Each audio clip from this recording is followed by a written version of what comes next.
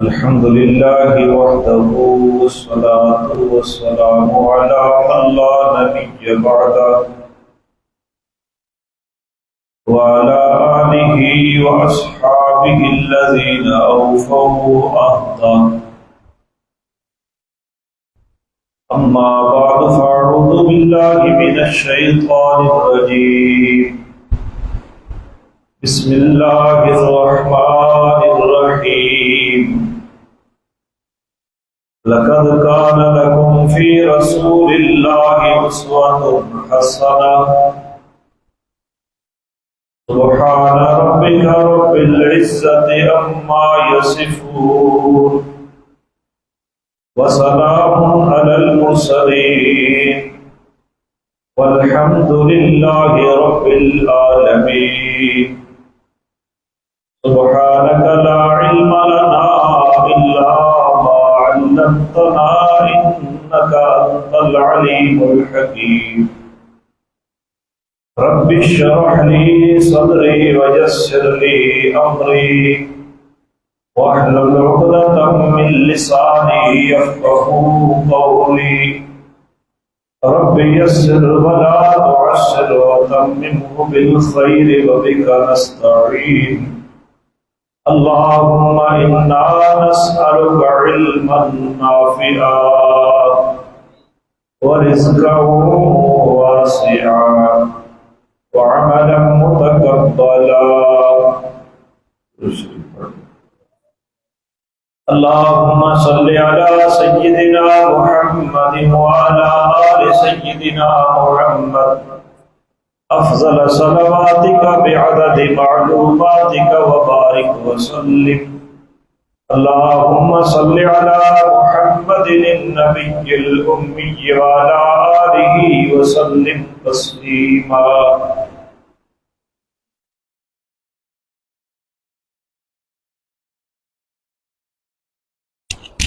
گرامی قدر سامعین حضرات،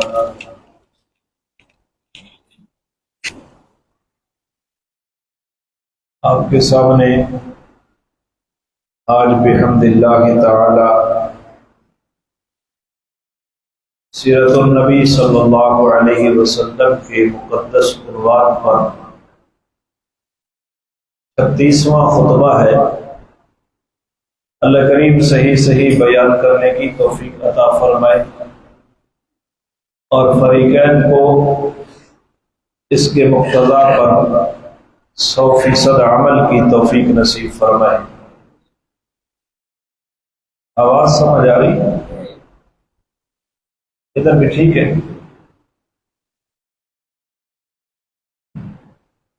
بات چل رہی تھی کہ مسلمان حبشہ کی جانب ہجرت کر گئے اور کسی واقعی جھوٹی خبر کی وجہ سے دوبارہ مکہ میں آ گئے. وہ ساری بات پچھلے جمعے پر میں نے آپ کے سامنے رکھی اور اس کے بعد پھر قریش مکہ نے مسلمانوں کو پہلے سے زیادہ تکلیفوں میں مبتلا کرنا شروع کر دیا. تو پھر تنگ آ کر بہت بڑی تعداد مسلمانوں کی دوبارہ حبشہ ہجرت کر گئی. تو وہاں مسلمان آسودگی سے رہنے لگے. قریش مکہ کو پھر فکر ہوئی کہ اگر مسلمان اسی طرح حبشہ کی سرزمین کے اوپر سکون سے رہتے رہے تو یہ اپنے دین کے اعتبار سے مضبوط ہو جائیں گے. انہوں نے مشورہ بلایا، پھر میٹنگ ہوئی کہ ان کو کسی نہ کسی طریقے سے حبشہ سے واپس لایا جائے. 2 بندوں کا انتخاب ہوا، ایک عمر بن عاص اور دوسرا عبداللہ بن ابی ربیعہ، کہ یہ 2 آدمی جائیں، تحائف لے کر جائیں حبشہ کی سلطنت کے اندر اور وہاں سے ان لوگوں کو واپس لائیں. اور یہ بات طے ہوئی کہ کہ وہاں جا کر جب آپ نے سرکاری سطح پر اس بات کو اٹھانا ہے تو کوشش پوری ہونی چاہیے کہ مسلمانوں کو اپنے موقف کو بیان کرنے کی اجازت نہ دی جائے۔ اور یہ واضح بات ہے کہ اگر موقف بیان کرنے کی اجازت دے دی جائے تو حق حق ہے، حق جب بولا جاتا ہے تو اپنا اثر رکھتا ہے۔ ہم بھی حق کے دعوے دار ہیں، ہم بھی حق بولتے ہیں، لیکن ہمارا حق بولنا اثر نہیں رکھتا۔ اس کی وجہ کیا ہے کہ ہم اندر سے کھوکھلے ہیں، حق کے دعوے کے ساتھ تو ہم کھڑے ہیں لیکن حق اپنی زندگی کے اندر نہیں ہے۔ تو وہ قریش مکہ کا وفد 2 رکنی یہ حبشہ چلے گئے، تحائف لے کر گئے۔ ان تحائف میں ریشمی کپڑے تھے، گھوڑے تھے، چمڑے تھے۔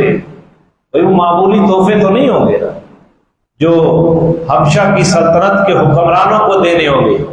وہ کو کاغذ پینسل تھوڑی ہوگا، وہ کو کاپی وغیرہ تھوڑی ہوگی، وہ خوشبو کی کوئی ڈبیا تھوڑی ہوگی۔ وہ تو ان کے شاہی سٹیٹس کو دیکھ کر، معیار کو دیکھ کر انہوں نے تحفے مرتب کرنے تھے۔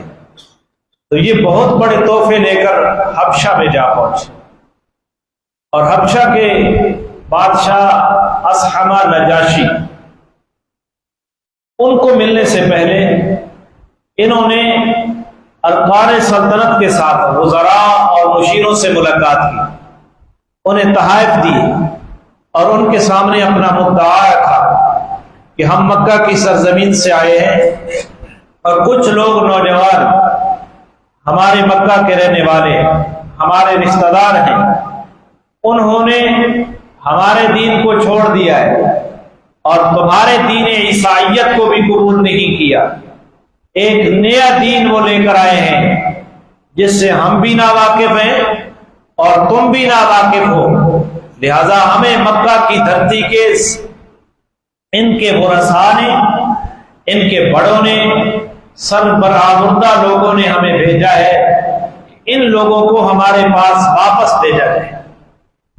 اور یہ مطالبہ بھی رکھا تحائف دے کر کہ ان کو اپنا مدعا پیش کرنے کی اجازت نہ دی جائے، اپنی صفائی کی اجازت نہ دی جائے۔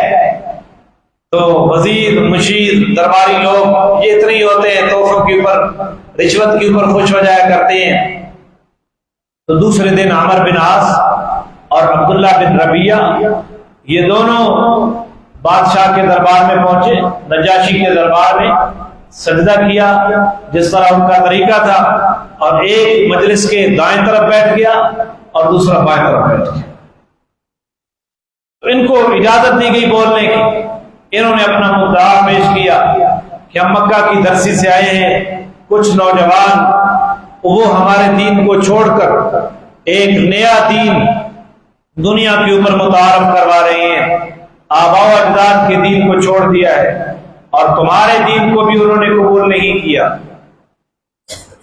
ایسا دین جس کو نہ ہم جانتے ہیں نہ تم جانتے ہو، ان لوگوں کو ہمارے پاس واپس بھیجا جائے اور ہم مکہ کے لوگوں کے ایلچی بن کر، قاصد بن کر، سفیر بن کر تمہارے پاس آئے۔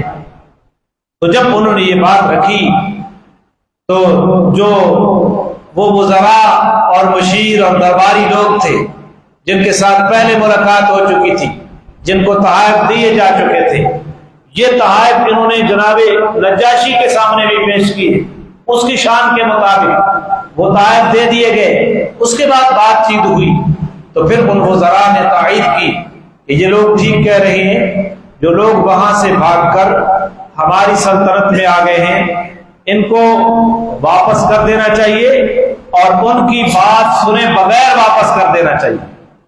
تو جناب نجاشی نے کہا کہ یہ بات نہیں ہو سکتی کہ کوئی آدمی میری سلطنت میں آئے اور میں اس کو کسی کے حوالے کر دوں اس کی بات سنے بغیر، یہ بات نہیں ہو سکتی۔ تو جناب نجاشی نے اس پورے پروگرام کے اوپر پانی پھیر دیا۔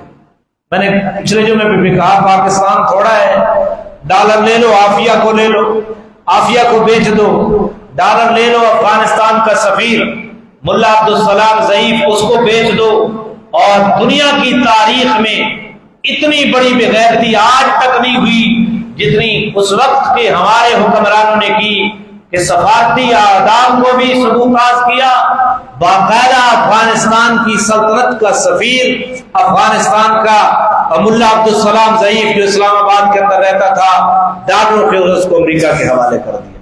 اور ملا عبدالسلام نے اپنی کتاب میں یہ بات لکھی ہے، اور ایک تاریخ دن لکھا ہے کہ وہ میرے لیے تاریخ دن تھا جب پاکستان کے اسٹیبلشمنٹ نے مجھے پکڑ کر امریکیوں کے حوالے کر دیا اور انہوں نے میرے کپڑے اتار دیے۔ یہ وہ منظر بھی دیکھتے رہے، یہ اتنے غلام قوم ہے، اس کو اس نے تاریخ دن کے طور پر لکھا۔ تو نجاشی نے کہا جن کے اندر غیرت ہوتی ہے، جن کے اندر جرأت ہوتی ہے، جو بات کو سمجھنے کی صلاحیت رکھتے ہیں، جو اپنے معافی ضمیر کو دوسرے تک پہنچانے کی صلاحیت رکھتے ہیں، جن کے اندر کوئی غیرت موجود ہوتی ہے، وہ یہ نہیں ہوتے کہ جدھر سے کوئی بات آئی اور تحائف کی نظر ہو کر، رشوت کی نظر ہو کر یا کسی درباری کی سفارش کے اوپر وہ سارے بات کر دیتے ہیں۔ ہمارے پاکستان کا المیہ ہی یہی ہے، یہ جو پاکستان کا اشرافیہ ہے یہ چل بھی چاپلوسوں کے ماتحتی میں رہا ہے۔ چاپلوس جو کہہ دیتے ہیں افسر وہی کہہ دیتا ہے، اہل حل و عقد وہی کہہ دیتے ہیں، لہذا چاپلوسوں کو مل لو، تمہیں افسر سے ملنے کی ضرورت ہی نہیں ہے۔ اللہ تعالیٰ ایسے ماحول سے ہمیں محفوظ فرمائے، لیکن ایسے نہیں ہوگا، اس کے لیے بھی ایک کوشش ہوگی، اس کے لیے بھی ایک وقت لگے گا۔ تو جناب نجاشی نے کہا کہ ایسا نہیں ہو سکتا کہ میری سلطنت کے اندر کچھ لوگ ہوں اور ان کو صفائی کا موقع دیے بغیر ان کے دشمنوں کے انہیں حوالے کر دیا جائے، یہ نہیں ہو سکتا، بلاؤ ان لوگوں کو۔ تو ان لوگوں کو بلایا گیا۔ اب صحابہ کرام کے پاس جب سرکاری قاصد پہنچا کہ آپ کو نجاشی کے دربار میں بلایا جا رہا ہے، آپ کی قوم کے لوگوں کا ایک وفد آپ کو لینے کے لیے بادشاہ کے دربار میں پہنچا ہے، تو ظاہر بات ہے کہ دوسری سلطنت میں وہ یہاں ظلم سے ستائے ہوئے وہاں پہنچے تھے، اور وہاں بھی ان لوگوں نے آرام سے نہیں بیٹھنا دیا۔ اب غیروں کی سلطنت تھی، جن کا مذہب ان کا مذہب نہیں تھا، وہ وطن بھی غیروں کا تھا، پاؤں کے نیچے سے زمین نکل گئی اور ڈر بھی گئے کہ بھئی اب کیا کریں گے، ہمارا دین اور ان کا دین ایک نہیں ہے۔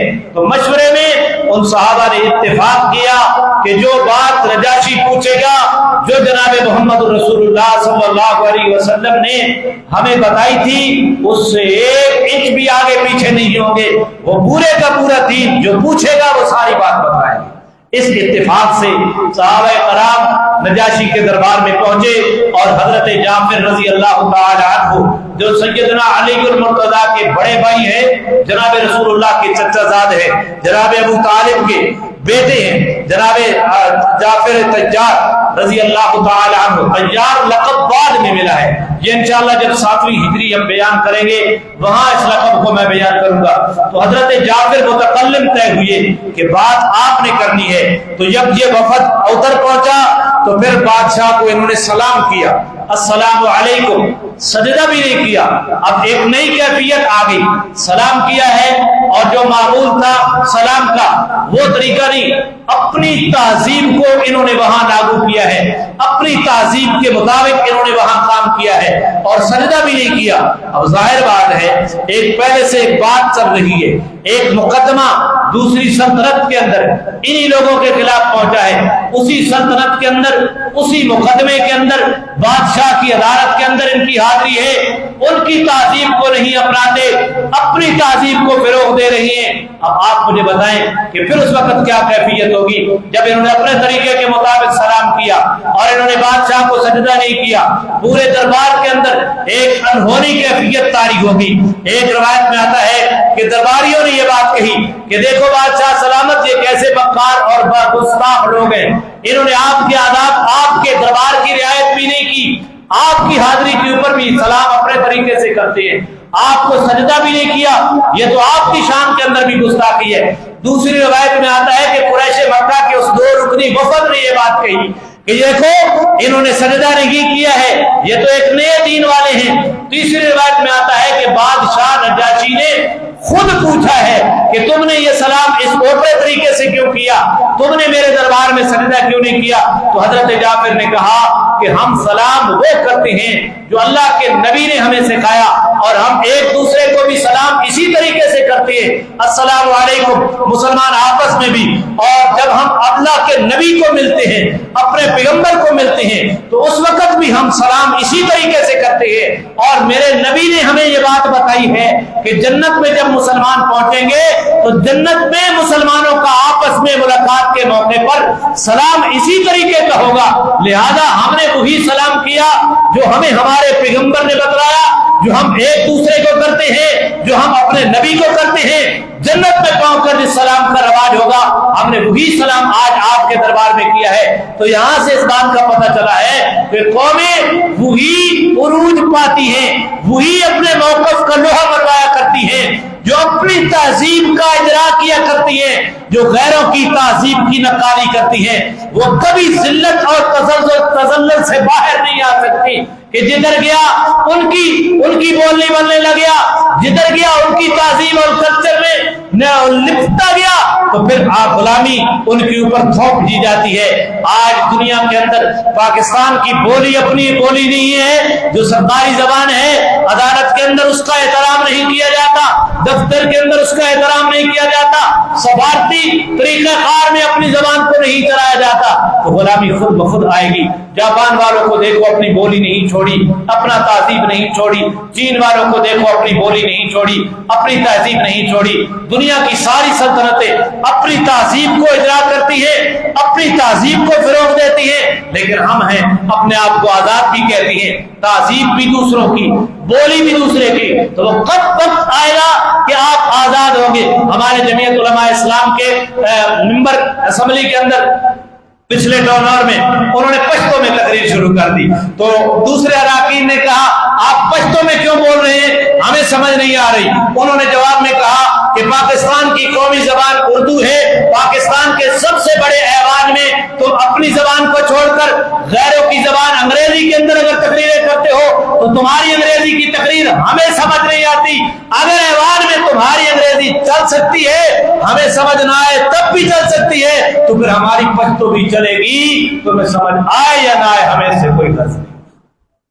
ایسے لوگ اسمبلیوں میں جائیں گے تو تب کہیں آواز اٹھے گی، جو سارے چاپلوسی وہاں بھیج دیے جائیں گے تو پھر غیروں کی تہذیب ہی ہمارے اوپر جائے گی۔ تو جناب جعفر طیار جس وفد کی سربراہی کر رہے تھے، انہوں نے اپنی تہذیب کے مطابق سلام کیا، عیسائیوں کی تہذیب کی رعایت نہیں کی، اور انہوں نے کہا کہ سجدہ کیوں نہیں کیا؟ تو جناب جعفر رضی اللہ تعالی نے بتایا ہم نے جس نبی کا کلمہ پڑھا ہے اس نبی کی تعلیم کے اندر اللہ کے علاوہ کسی اور کا سجدہ جائز نہیں ہے، لہذا آپ جو کچھ بھی ہو ہم تو اپنے پیغمبر کو بھی سجدہ کرنا جائز نہیں سمجھتے، چاہے جائے کہ آپ کو سجدہ کریں۔ اس کو دین کہتے ہیں، اس کو خودداری کہتے ہیں، اس کو کہتے ہیں اپنے موقف کے اوپر کھڑا ہونا، اس کو کہتے ہیں اپنی بات کے اوپر قائم رہنا۔ یہ تو نہیں کہ جہاں گیا انہیں کے آگے گھٹنے ٹیک دیے، جدھر گیا جس کی مجلس میں اسی کے موقف کے مطابق ڈھل گیا، تو پھر تمہارے موقف کو دنیا کے اندر جاننے والا بھی کوئی نہیں ہوگا۔ تو پھر اس کے بعد جناب جعفر طیار کے سامنے نجاشی نے کہا کہ اچھا جو دین تمہارا پیغمبر لے کر آیا ہے اس دین کے متعلق ہمیں بھی تو کچھ بتاؤ۔ تو بات شروع کی حضرت جعفر نے تقریر کی، ایھا الملک، اے بادشاہ، ہم ایک جاہل قوم تھے، جاہلیت زدہ تھے، ہم خطا رحمی کرتے تھے، ہمارے آگے رشتے کا کوئی پاسداری نہیں تھی، ہم رشتہ داروں کے ساتھ لڑتے تھے، ہم پڑوسیوں کے حقوق سلب کیا کرتے تھے، ہم حرام کمائی کے اندر مبتلا تھے، ہم حرام کاری کے اندر مبتلا تھے، ہمارے اندر جو طاقتور ہوتا وہ کمزور کو کھا جایا کرتا تھا، اور ہم ہمسایوں کے حقوق کو پامال کرتے، ہم مسافروں کو تنگ کیا کرتے تھے، ہم اللہ کو نہیں جانتے تھے، ہم بت پرستی کے اندر مبتلا تھے، ہم اپنے ہاتھ سے بت بناتے انہیں کی پھر پوجا کرتے تھے۔ اللہ نے ہمارے اوپر احسان کیا، ایک شخصیت اس کو اللہ نے اپنا پیغمبر بنا کر بھیجا ہے، جس کے عالی نسب کو اور جس کے عالی حسب کو ہم پہلے سے بھی جانتے ہی تھے، جس کی صدق اور امانت کو ہم پہلے سے ہی جانتے تھے، جس کے کردار کو ہم پہلے سے ہی جانتے تھے، اس ذات نے آ کر ہمیں اللہ کا تعارف کروایا، اس ذات نے آ کر ہمیں بتایا کہ جن بتوں کی عبادت تم کرتے ہو یہ تو شرک ہے، اللہ کے علاوہ کسی اور کی عبادت جائز نہیں ہے۔ تو ہم نے بتوں کی عبادت ترک کر دی، ہم ایک اللہ کی عبادت کے قائل ہو گئے، ہم نے حرام کمائی کو ختم کر دی اور حلال کمائی کی طرف آ گئے، ہم نے حرام کمائیوں کو چھوڑ دیا، حرام خواری کو چھوڑ دیا، ہم حلال خواری کی طرف آ گئے۔ اس پیغمبر کی تعلیم یہ تھی کہ پڑوسیوں کے حقوق کا خیال رکھو، ہم پڑوسیوں کے حقوق کو پامال کرنے والی قوم تھے، ہم اس پیغمبر کی تعلیمات کے اوپر عمل کرتے ہوئے پڑوسیوں کے حقوق کا خیال رکھنے والے بن گئے۔ اس پیغمبر کی تعلیم تھی کہ رشتے کو جوڑنا اللہ کا حکم ہے، ہم صلہ رحمی کے اوپر آ گئے، ہم نے قطع رحمی کو ترک کر دیا، ہم نے مسافروں کو لوٹنا شروع کر دیا، ہم قتل و غارت کی بیماری میں مبتلا تھے، ہم نے ناجائز قتل و غارت گری کو چھوڑ دیا، ہم نے بت پرستی کو چھوڑ دیا، ہم شراب کے رسیا تھے، ہم نے ان چیزوں کو چھوڑ دیا، اور جو طاقتور غریبوں کے حقوق کو، کمزوروں کے حقوق کو غصب کیا کرتا تھا، اس پیغمبر نے ہمیں تعلیم دی کہ ہم کمزور اگر مظلوم ہے تو اس کے ساتھ کھڑے ہو، ظالم اگر تمہاری برادری کے اندر ہے اس ظالم کے بھی ہاتھ رکھنے ہیں، اس کی مدد کرنی ہے، اس کے ہاتھ روک کر، مظلوم کی مدد کرنی ہے، اس کا دفاع کر کے ہم اس پیغمبر کی تعلیمات کے مطابق اس گند کو چھوڑ کر ایک نیک طرف آگے ہیں۔ جب ہم اس بات کی طرف آئے یہی ہماری قوم ہے جو ہماری مخالف ہو گئی ہے، یہ پھر چاہتے ہیں ہم اس دین محمدی کو چھوڑ کر، ایک اللہ کی عبادت کو چھوڑ کر ہم غیروں کی عبادت کرنے والے بن جائیں، اپنے ہاتھ سے بنائے ہوئے بتوں کی عبادت کرنے والے بن جائیں، ہم شراب ہم جس خون ریزی کو چھوڑ چکے تھے اسی خون ریزی کی طرف دوبارہ آ جائیں، ہم جو قطع رحمی کر رہے تھے ہم اس کو چھوڑ کر صلہ رحمی کی طرف آ گئے، یہ ہمیں پھر قطع رحمی کے اوپر مجبور کرتے ہیں، ہم جن حرام خاریوں کے اندر مبتلا تھے ہم اب حلال خاری کی طرف آ گئے ہیں، یہ ہماری قوم پھر حلال خاری سے ہٹا کر حرام خاری کی طرف لے جانا چاہتی ہے، جس ظلم کو چھوڑ کر ہم نے عدل و انصاف کا دامن چھوڑا ہے، یہ قوم ہمیں پھر ظلم کے اوپر مجبور کرنا چاہتی ہے۔ انہوں نے اپنے دین سے ہٹانے کے لیے مکہ کی سرزمین ہماری اوپر تنگ کر دی تھی، لہذا ہم مجبور ہوئے، آپ کے پڑوس کا سنا، آپ کی عدل و انصاف کے بارے میں سنا، ہم نے آپ کی جا کر پناہ لی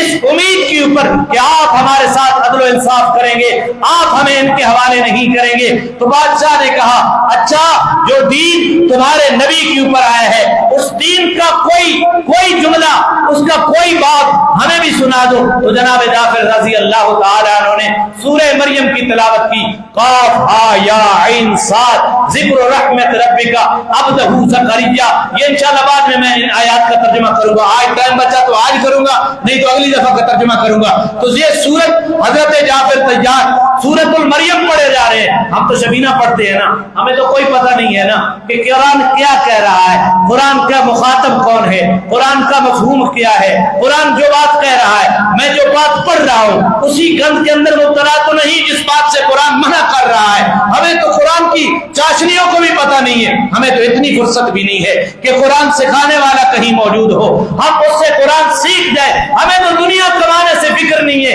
وہ تو سمجھ رہے تھے، حبشہ کا بادشاہ بھی سمجھ رہا تھا، اس کے درباری بھی سمجھ رہے تھے، عیسائی پادری اور علماء بھی وہاں بیٹھے تھے، وہ بھی سمجھ رہے تھے۔ روایات کے اندر آتا ہے حضرت جعفر سورہ مریم پڑھتے گئے، نجاشی بھی رو رہا ہے، وزیر و مشیر بھی رو رہے ہیں، سارے پادری اور علماء بھی رو رہے ہیں، ان کی داڑیاں تر ہو رہی ہیں، ان کی داڑیاں، ارکان سلطنت نے داڑیاں رکھی ہوئی ہیں۔ دنیا کے اندر داڑھی منانا کسی مذہب کے اندر جائز نہیں ہے، یہ قوم لوط کا فعل تھا اور امت محمدیہ نے قوم لوط کے اس فعل کو اپنا لیا ہے۔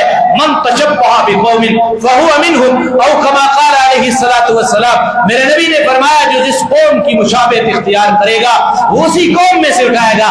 داڑھی تو ابو جہل نے بھی رکھی ہوئی تھی، داڑھی تو ابو لہب نے بھی رکھی ہوئی تھی، تمام مذاہب نے داڑھیوں کے قائل تھے، لیکن قوم لوط نے دنیا کے اندر واحد قوم تھی جس نے داڑھی مڈانے کی ابتدا کی۔ بہرحال نجاشی بادشاہ داڑھی تر ہو گئی، رو رہی ہے، اور نجاشی کہہ رہا ہے کہ جو جناب جابر آپ پڑھ رہے ہیں، آپ کے نبی کے اوپر جو کچھ اترا ہے اور جناب عیسیٰ کے اوپر جو कुछ उतरा है ये एक ही क्षमादान के परतों है, उसी से निकली हुई वो चीज है, ये बिल्कुल हक व सदाकत है। जाओ, तुम्हें कोई नहीं छेड़ सकता, चले जाओ।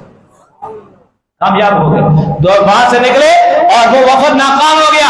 अमर इब्न आस अपने साथी अब्दुल्ला बिन रबिया को कहते हैं कि आज तो चलो कामयाब हो गए, कल मैं एक ऐसी चाल चलूंगा कि हबशा की सरजमीन इनके ऊपर तंग हो जाएगी। अब्दुल्ला बिन अबी रबिया कहता है कि है तो हमारे रिश्तेदार, है तो अपने ही वतन, हमें ज्यादा बात नहीं करनी चाहिए। दूसरा दिन हो गया, ये फिर पेश हो गए और फिर आकर इन्होंने एक बात कही कि बादशाह सलामत, हम एक और बात हम आपके सामने करना चाहते हैं। वो बात ये है कि जनाब ईसा के बारे में इनका अकीदा क्या है। जिस जनाब ईसा जिनको आप नबी मानते हैं, ये तो जनाब ईसा को उस अकीदे के कायल भी नहीं है जो आपका अकीदा है। बादशाह ने फिर बुला भेजा। अब जब ये कासिद गया, फिर उन्होंने कहा कि हम फिर क्या कहेंगे जनाब ईसा के मुतालिक। फिर सहाबा का मशवरा हुआ कि जनाब ईसा के मुतालिक जो कुछ नबी पाक ने हमें बताया, हम अपना अकीदा ही बयान करेंगे, अपने अकीदे से एक इंच भी आगे पीछे नहीं होंगे। तो गए और फिर जब ये वफद पेश हुआ, हजरत जाबिर से पूछा नजाशी ने, ईसा के बारे में तुम्हारा क्या ख्याल है, तुम्हारे ये साथी शिकायत कर रहे हैं। हजरत जाबिर ने कहा हमारे नबी ने हमें बताया ईसा अल्लाह के बंदे हैं, ईसा अल्लाह के रसूल हैं, ईसा को अल्लाह ने अपनी रूह करार दिया है, ईसा को अल्लाह ने कलिमतुल्लाह कह दिया है। जनाबे नजाशी ने जब ये सुना, एक तिनका जमीन से उठाया और तिनका उठाकर जनाबे नजाशी कहती है कि जो कुछ जाफिर ने बयान किया है, इस तिनके जितने भी जायद हजरत ईसा इन सिफात से जायद नहीं है। यही सिफात है हजरत ईसा की। और नजाशी ने कहा कि तुम कामयाब हो, चले जाओ, और अगर मुझे एक पहाड़ सोने का दे दिया जाए तुम्हें हवाले करने के ऊपर, मैं उस पहाड़ को रद्द कर दूंगा, लेकिन तुम्हें अपनी सल्तनत से वापस नहीं भेजूंगा। ये होता है अदलो इंसाफ, ये होता है अदलो। वो मुशर्रफ थोड़ा है, वो कोई नून लीग या कोई और लीग नहीं है। वो अफगानिस्तान के मुसलमान थे जिनको कहा गया सल्तनत को पाश कर देंगे, उसामा को हमारे हवाले कर दो। उन्होंने कहा सल्तनत रहे न रहे, उसामा हमारा मेहमान है, सल्तनत को ठुकरा देंगे, सल्तनत को टुकड़े टुकड़े करवा देंगे, लेकिन हम अपनी सल्तनत के अंदर आए हुए मेहमान को यूरोप के हवाले नहीं कर सकते। दुआ तो कर दो अल्लाह हमारे हुक्मरानों को भी गैरत दे दे। अभी तो ये यूरोप की टुकड़गी के ऊपर फिर नाच रहे हैं और ये अफगानिस्तान के साथ फिर लड़ाई लड़ना चाहते हैं, लेकिन दुआएं दो कायदे जमीयत हजरत मौलाना फजलुर रहमान साहब को, जो सब्बे सिकंदरी बनकर खड़ा है हमारी एस्टेब्लिशमेंट के आगे और दुनिया की एस्टेब्लिशमेंट के आगे, कि आपने अफगानिस्तान के साथ अगर जंग लड़ी तो ये जंग पाकिस्तान के हक में कभी भी सूदमंद नहीं हो सकती। पाकिस्तान की धरती के ऊपर वाहिद लीडर है तो कायदे मिल्लत इस्लामिया मौलाना फजलुर रहमान है। और अगर किसी को तकलीफ होती है, आप जुमे के उन्वान के ऊपर फजलुर रहमान का नाम क्यों लेते हैं? हम यहाँ बैठे होते, आप बैठे रहे, आपके बैठने से मुझे कोई तकलीफ नहीं है और मेरे पसीने मेरे माथे के ऊपर जरा भी जुम्बुश नहीं आती। मैं जिसको कायद समझता हूँ और उसकी जो सिफात है मैं बरबरा उसका इजहार करूंगा। आप अपना रुख सीधा कर ले, हमें कोई परवाह नहीं है किसी की। मत हमें डिक्टेशन दिया करो कि आप जमीयत की बात ना करें, आप कायदे जमीयत की बात ना करें। जो हमारा कायद है, जो हमारा रूहानी पेशवा है, हम बात ना करें किसी के कहने के ऊपर। वाहिद वो हस्ती है जो आज खत्म नबुव्वत का मुकदमा असेंबली के फ्लोर के ऊपर लड़ने जा रहे हैं। आज उम्मत का मुकदमा, फलस्तीन के मजलूम मुसलमानों का मुकदमा बाकायदे जमीयत ने लड़ा और उसी की सजा हमें दी गई। तो ये अफगानिस्तान के उन मुसलमानों ने गैरत की थी और एक नजाशी ने गैरत की थी। नजाशी ने कहा कि अगर पहाड़ सोने का दे दिया जाए इन आए हुए मेहमानों को मैं दे। बात में वापस पलट आए, अब आप भी वापस पलट आए। तो जनाब नजाशी ने कहा कि वापस, हजरत जाफर ने कहा मेरे 3 सवाल हैं, इनसे मैं आपकी मौजूदगी में, आपकी विसातत से, ये हमारी बिरादरी वाले हैं, इनसे पूछना चाहता हूं, आप इनसे जवाब दें। क्या हम किसी के गुलाम हैं कि हम भाग कर आए हों और ये हमारे आका हो, हमें उस गुलाम को वापस करने के लिए? तो जनाब नजाशी ने पूछा अमर बिन आस से कि क्या ये लोग गुलाम हैं? तो अमर बिन आस ने कहा अमर बिन आस मुसलमानों का दुश्मन था और इनको वापस लेना चाहता था, लेकिन काफिरों का किरदार भी देख تو کہہ سکتا تھا نا ہمارے ابن یاس کے ہمارے غلام ہے، لیکن ہمارے ابن یاس نے جھوٹ نہیں بولا، وہاں بھی سچ بولا ہے کہ یہ غلام نہیں ہے، آزاد ہیں اور عزت دار لوگ ہیں۔ لیکن آج مسلمان جھوٹ بولتا ہے تو پھر ہماری تبلیغیں کہاں اثر کریں گی؟ کافر بھی جھوٹ نہیں بولتے تھے۔ جب قیصر روم کے سامنے جناب ابو سفیان اس وقت مسلمان نہیں ہوئے تھے، اس وقت ابو سفیان کہتے ہیں میں جھوٹ بولنا چاہتا تو میں بول سکتا تھا، لیکن مجھے حیا ہے اس بات کے اوپر کہ لوگ مجھے جھوٹا کہیں گے، اس وجہ سے میں نے جھوٹ نہیں بولا۔ اس وقت کے کافر کا بھی یہ کردار ہوتا تھا۔ آج مسلمان اور نبی علیہ السلام کی جو تعلیمات، حضور نے جو تعلیمات دی، جناب نجاشی کے سامنے حضرت جعفر ان تعلیمات کا تذکرہ کر رہے ہیں۔ آج ہم میں سے جو طاقتور ہے وہ غریبوں کے حصے دبا کر بیٹھا ہے، کلمہ بھی پڑھتا ہے، تبلیغ بھی کرتا ہے، حج بھی کرتا ہے، مولوی بھی ہے، حافظ بھی ہے، نہ اس کی داڑھی ٹوپی کے انداز میں کوئی خلل آتا ہے، نہ اس کے ظلم کے انداز میں کوئی خلل آتا ہے۔ اور جو تعلیمات پیغمبر نے دی صلہ رحمی کے اوپر، جس کا تذکرہ جناب جعفر تجار کر رہے ہیں حبشہ کے بادشاہ کے سامنے، آج ایک بڑا مبلغ وہ بھی قطر رحمی کا علم بردار بھی ہے اور اسلام کا علم بردار بھی ہے۔ کہاں تیری مسلمانی اور کہاں سے اسلام کھڑا ہوا تھا؟ جو تعلیم اپنے پیغمبر نے اپنی امت کو دی تھی، آج ہم تب کی ٹھوکریں کھا رہے ہیں، آج ذلیل ہو رہے ہیں، آج قحط کا شکار ہے۔ وہ اس وجہ سے کلمہ بھی پڑھتے ہیں اور نبی کی بات کو، نبی کی دین کو ماننے کے لیے تیار بھی نہیں ہے۔ تو جناب جعفر نے دوسری بات کہی، کیا ہم نے کسی کا ناحق خون کیا ہے؟ ہم کسی کو قتل کر کے حبشہ کی سرزمین کے اندر بھاگ گئے ہوں اور یہ قصاص میں ہمیں لینے کے لیے آئے ہوں؟ تو ہمارے ابن یاس سے جناب نجاشی نے پوچھا بتاؤ ہمارے ابن یاس کیا انہوں نے ناحق قتل کیا ہے؟ تو ہمارے ابن یاس کہتا ہے نہیں، انہوں نے کوئی قتل، ایک قطرہ بھی خون کا ان کے ذمے نہیں ہے۔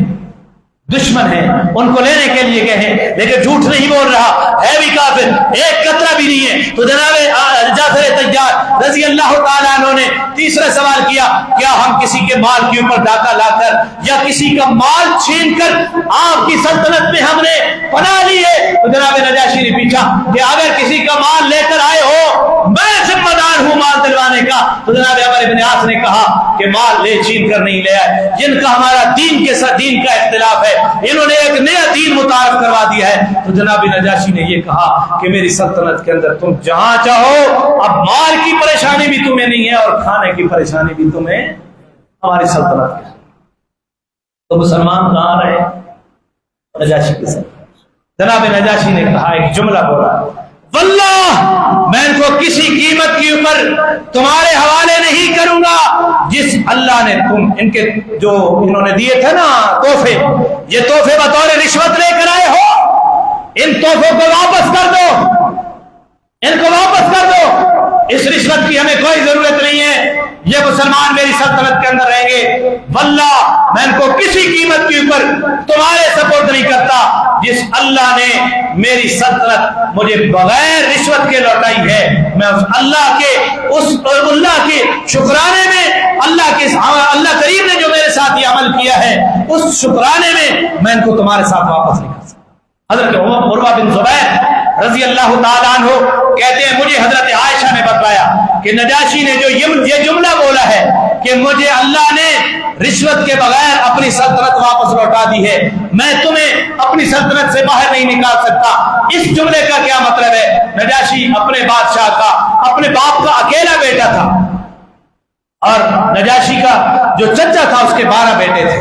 سلطنت کے لوگ جب بگڑ جائیں انہوں نے فیصلہ کیا کہ نجاشی تو اکلوتا بیٹا ہے باپ کا، لہذا اس کے باپ کو قتل کر دیا جائے، بادشاہ کو قتل کر دیا جائے، اس کے بھائی نجاشی کے چچا کو بادشاہ بنا دیا جائے۔ اس کے بعد جب وہ فوت ہوگا، اس کے 12 بیٹے ہیں، یہ سلطنت ایک خاندان میں یک کے بعد دیگرے ایک چلتی رہے گی، آئے روز ہمیں الیکشن نہیں کرانے پڑیں گے، جناب کے کوئی کرنیل ہی بہا دو، وقت پچھلا سی وہ بہا دو، وقت بہا دو، تو آئے روز ہمیں بادشاہ نے تبدیل کرنے پڑیں گے۔ انہوں نے نجاشی کے بادشاہ کو باپ کو قتل کر دیا، اس کے چچا کو سلطنت کا مالک بنا دیا۔ نجاشی بڑا سمجھدار تھا، ہوشیار تھا، وہ چچا کی خدمت میں رہتا اور باقی وہ سارے اس کے چچا زاد بھائی وہ کند ذہن تھے، اپنے چچا کے ہاں اپنی ہوشیاری اور عقل مندی کے بلبوتے نجاشی نے انتہائی اہم مقام حاصل کر لیا اور قار سلطنت میں نجاشی دخیل بن گیا۔ اب سلطنت کے ان مکاروں کو پھر خیال آیا کہ کہیں ایسا نہ ہو کہ نجاشی پھر عروج کے اوپر پہنچ جائے اور قار سلطنت کے اوپر نجاشی کا قبضہ ہو جائے اور نجاشی ہم سے انتقام نہ لے لے، ہم نے اس کے باپ کو مروایا ہے۔ تو وہ وفد پھر نجاشی کے چچا کے پاس، جو اس وقت بادشاہ تھا، اس کے پاس گئے کہ آپ نجاشی کو قتل کر دیں۔ تو نجاشی کے چچا نے کہا میں قتل نہیں کر سکتا، کل تم نے اس کے باپ کو قتل کیا، آپ بیٹے کو قتل کروانا چاہتے ہو، اگر تم زیادہ زور ڈالتے ہو تو اتنا کر دیتا ہوں کہ میں اس کو اپنی سلطنت سے الگ کر دیتا ہوں۔ انہوں نے کہا ٹھیک ہے، اس کو بیچ دیتے ہیں۔ 600 درہم میں نجاشی کو بیچ دیا گیا ایک تاجر کے ہاں۔ وہ تاجر لے گیا، اسی شام کو بدلی کڑکی اور بجلی آئی اور نجاشی کا چچا جو بادشاہ تھا اس کو بجلی پھسک کر۔ اب قوم نے دیکھا کہ جو اس کے بیٹے ہیں ان میں تو ایک بھی سلطنت کے امور کو سنبھالنے کی لیاقت نہیں رکھتا، آلیت بھی ان کے اندر نہیں ہے۔ انہوں نے کہا نجاشی کو لے آؤ، اگر ملک کو بچانا ہے تو۔ اس کو لے آؤ، ہم بھی کہہ رہے ہیں اگر ملک بچانا ہے اسٹیبلشمنٹ کی سیاسی مداخلت کو چھڑواؤ، اگر نہیں چھڑواؤ گے نہ قرضے سے جان چھوٹے گی نہ آپریشنوں سے جان چھوٹے گی۔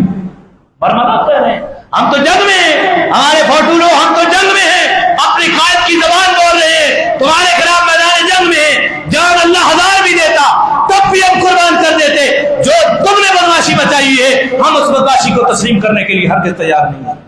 تو کل قوم کے لوگ گئے اور نجاشی کو اس سے واپس لائے اور نجاشی کو سلطنت کا بادشاہ بنایا۔ تو نجاشی یہ جملہ کہہ رہے ہیں واللہ جس رب نے بغیر رشوت کے مجھے باپ کی سلطنت واپس کروا دی ہے، میں اس سلطنت سے مسلمانوں کو واپس نہیں بھیج سکتا۔ یہ حضرت عائشہ فرماتی ہیں اس جملے کا مطلب ہے پھر وہ تاجر نجاشی کی تاج پوشی کے بعد آ گیا، اس نے کہا میرے 600 درہم تو واپس کرو۔ تو جناب نجاشی نے 600 درہم دیے اور نجاشی کی سلطنت جو ہے وہ بحال رہی۔ تو یہ وہ واقعہ تھا جو حضرت جعفر رضی اللہ تعالیٰ عنہ نے نجاشی کے دربار میں کیا، لیکن اپنی تہذیب اور اپنا مشن بہت کچھ لکھ رہا ہے۔ لہذا مسلمانوں اپنے پاؤں کے اوپر کھڑے ہو جاؤ، جو دین جناب محمد رسول اللہ لے کر آئے ہیں، نفس کی خواہشات کو ترک کر دو، مفاد پرستی کے جذبوں کو ختم کر دو، کسی کی زمینیں نہ چھینو، کسی کے مال کے اوپر قبضہ نہ کرو۔ ایک نہ ایک طرف سے ضرور نکل جاتا ہے، بندے کو پتہ نہیں چلتا، کبھی اسپتالوں میں نکل جاتا ہے، کبھی کچہریوں میں نکل جاتا ہے، کبھی اولاد کو اللہ تعالیٰ اپاہج کر دیتا ہے، کبھی اولاد کو نافرمان کر دیتا ہے۔ لہذا جو دین جناب رسول اللہ صلی اللہ علیہ وسلم لے کر آئے اسی دین کے اوپر ہم کھڑے ہو جائیں اور سودا بازی نہ کریں تو دنیا کے اوپر کیا ہو جائے گا؟ امن ہو جائے گا۔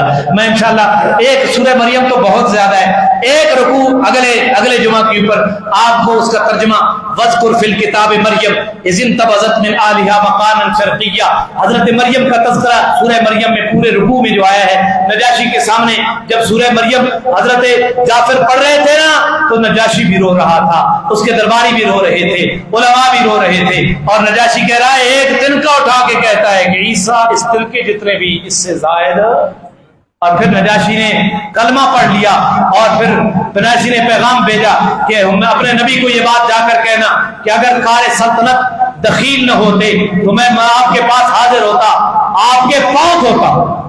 آپ کے 7 ہجری میں جب یہ مسلمان واپس آئے، نجاشی نے اپنے قاصد ساتھ بھیجے، تحائف ساتھ بھیجے، اپنے ایمان کی بھی خبر جناب رسول اللہ صلی اللہ علیہ وسلم کو دی۔ یہ سارا انشاءاللہ 7 ہجری میں یہ ساری چیزیں بیان ہوگی۔ تو جب حضور ہجرت کر کے مدینہ میں آئے، کچھ لوگ حبشہ سے واپس آ گئے تھے اور زیادہ تر لوگ جو ہیں وہ 7 ہجری میں واپس آئے تھے۔ تو آپ سے گزارش ہے کہ آپ کتنے بجے تشریف لایا کریں؟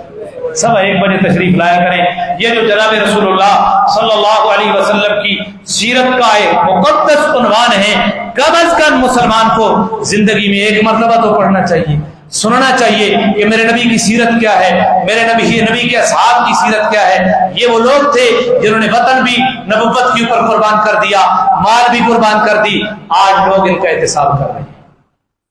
اللہ تعالیٰ سمجھنے کی توفیق عطا فرمائے۔